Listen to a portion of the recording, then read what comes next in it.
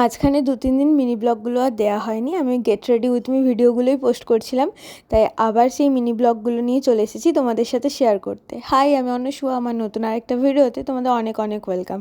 এই ভিডিওটা হচ্ছে আগের বৃহস্পতিবারের আমার বাড়ি থেকে ফেরার দিনের।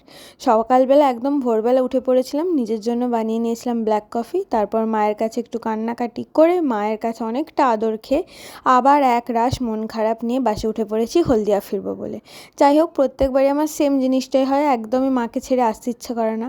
সবার আগে হলদিয়াতে পৌঁছেই দিলীপদার দোকানে আবার এক কাপ ব্ল্যাক কফি খেয়ে চলে গিয়েছিলাম কোয়ার্টারে গিয়ে রুমটা যা হোক করে গুছিয়ে নিয়েছিলাম। তারপর ঝটপট চলে গিয়েছিলাম স্নান করতে, কারণ বৃহস্পতিবার আমার নাইট ডিউটি থাকে, তাই আমি চেষ্টা করছিলাম যত তাড়াতাড়ি যেটুকু কাজ আছে সেগুলো কমপ্লিট করে যাতে তাড়াতাড়ি একটু ঘুমিয়ে পড়তে পারি।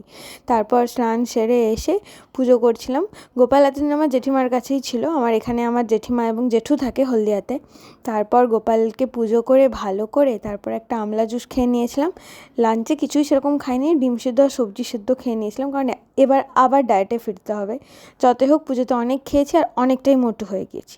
তারপর সন্ধ্যেবেলা ঘুম থেকে উঠে ডিরেক্ট চলে গিয়েছি ল্যাবে। তো আজকের মতো আমার ছোট্ট ব্লগটা এতটাই। টাটা।